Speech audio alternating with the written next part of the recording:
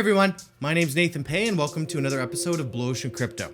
Today we're going to cover the Mavia January 23 community update. A much anticipated update from the Heroes of Mavia development team, and in this article they're covering features, timelines, staking, and more. There's four main categories that this article features that we're going to be covering today. The first is development progress. Second is beta release schedule. Third, NFT land staking. And fourth, teasers and sneak peeks. Starting with section 1 under development progress, they're talking about how they're focusing on game functionality such as troop and building balancing and other things along those lines. They've also added a new type of perspective view, which is different than isometric view, which is usually what's used in most space builder games. And this looks really cool. The next section is mobile optimization, and we all know this as they've told everyone in the community a long time ago that they're going for a fully 3D game. This is something that has never been done before in the mobile game genre. So of course, it's great to see that they're continuing to stay focused on this. They've also mentioned how they've been working on building behavior, getting the buildings to come to life based on different conditions with the environment and what they're next to. And this way it'll help animate them when they're on the map and give everyone a more interesting experience. I think this is really cool. We can see a couple examples from some of the pictures here. They also talk about how they added troop status effects. I think this is really unique. Things like frozen, hot, all kinds of other elements, even electrified. You can see some of the examples here, and I think this is going to really make things interesting, especially from a strategic standpoint in the game. The next section talks about wallets and sign-in, and they mention how they're dedicated to onboarding a lot of Web2 players and still staying focused on that. So they partnered with Web3 Auth, where you can create a wallet without needing to enter a seed phrase. This is definitely going to help onboarding a lot. What makes this unique is you can sign in with things like Facebook, Twitter, or Google, which really does streamline the whole process. Talking about sound effects, they mentioned how they recently hired a full-time sound developer, and they're actually using spatial audio to create a really unique audio experience for its players. I think this is going to be super cool. They mentioned how like when you zoom out on the map, it's going to change the spatial audio, giving you that experience of being zoomed out. I'm sure there's going to be lots of other cool applications that we're going to see with this too. Map sizes and customizations, they talk about how they've actually expanded the size of everyone's base now, which is going to allow for many more opportunities, side missions, different quests. It's going to be really cool to see what they've done here. Something else that I think is a worthy mention is they talk about how trees and obstacles are now objects that could be placed that allows troops to come and go. And there's this little hint about something in regards to zombies. Wonder what that's going to be. They talk about additional game modes, ranked, firefight, alliance, missions, and practice. They've already discussed the first two, ranked and alliance. Ranked is simply 1v1 where you collect resources from other players by looting their base. And then of course alliance is alliance versus alliance battles. Firefight is a unique game mode that's actually 2v2. This is something that I'm super excited about because we were teased a long time ago about the potential that there would be a 2v2 mode, and now finally we have some concrete evidence. This is super exciting. One unique thing about Firefight is you're actually setting up a unique fire base, which is separate from your regular base. Missions are PvE challenges that limit what you're exactly able to do. Maybe you can only use a certain troop type, or there's a time limitation, and there'll be specific rewards given to you for completing it. Practice is exactly that. You're going to be able to practice using your troops against varying base sizes. We can see here a sneak peek for some of the hero powers, which look pretty awesome. Each hero is going to have its own unique set of abilities. And then there's also an example here showing this healing effect, how it's going to impact troops.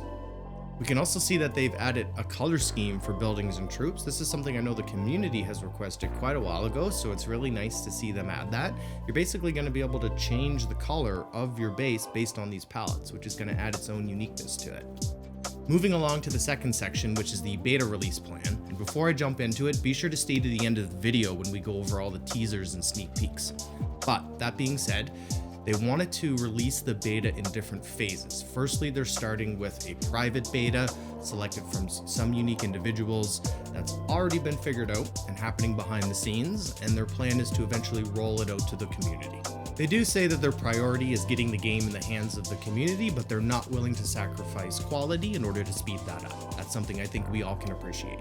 Phase 1 of the beta is the private release, and as mentioned, they've already selected the individuals for this, but near the end of the phase, they do plan on releasing some controlled game footage within the Discord community. Phase 2 is the NFT community release. Basically, you need to own a land in order to be able to be eligible for this. This is something that's been known about the beta a long time ago. And they did mention in this section that 30 days from this article's release, so we should expect it around February 9th, they'll have some sort of timeline given to us for this second phase.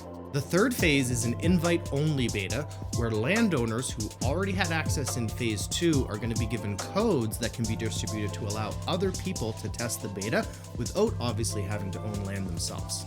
The fourth phase is the public beta, and this is where anyone will be able to download the game from a link on their website, but it is noted here that they're going to be testing it on some Android and iOS devices on the App Store in specific regions to test with different marketing campaigns and other things. I imagine that's going to be kind of a slow release over time.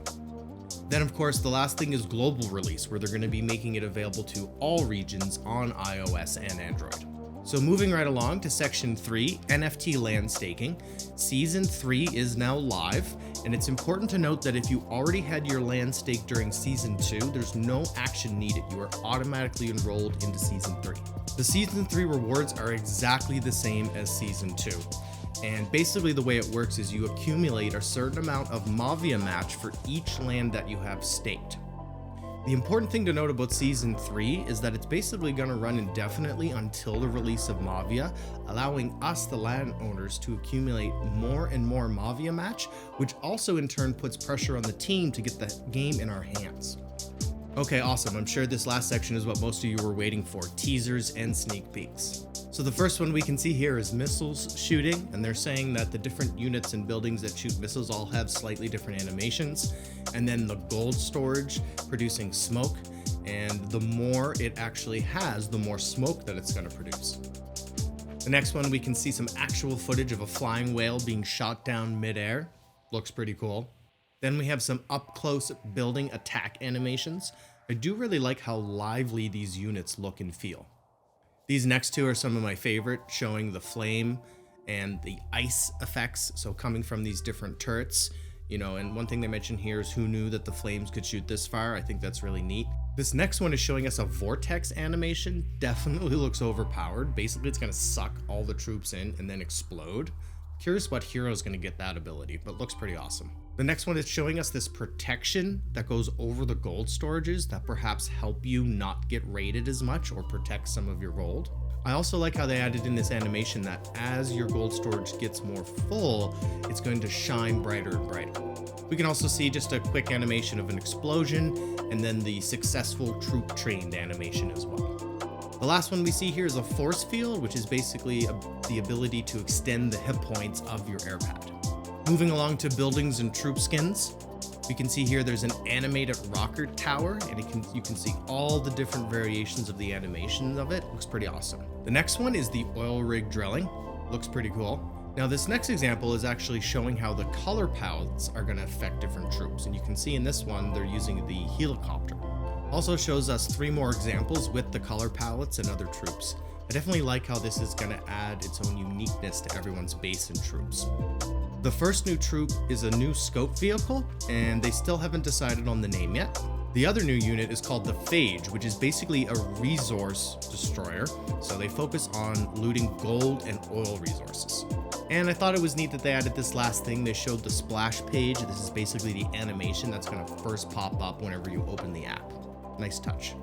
Okay, so all this is awesome information. I know we were all really desperate to hear an update from the development team, and they definitely delivered. Not only that, I really like how they seem to have implemented a lot of things that the community had suggested over the past 6 to 8 to 10 months.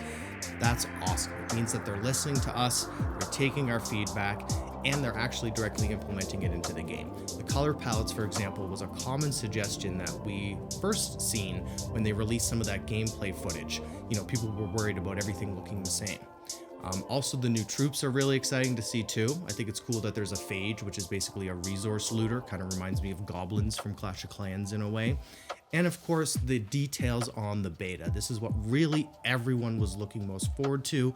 knowing how that was going to be structured. Yes, we don't have a concrete date right now, but they did say within 30 days of this released article, they would be letting us know. Lots of great information here. Big kudos to the Mavia team to getting this released and in the community's hands.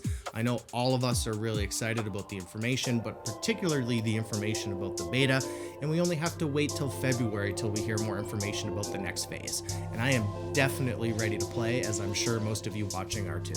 Thanks so much for joining us today. As always, be sure to subscribe to the channel to stay up to date with all the great Heroes of Mavia content we have coming up for you guys on a consistent basis. As the beta gets released, we're going to be streaming, releasing much more content on base strategy, attacking, defending, all the alliance stuff that we're doing.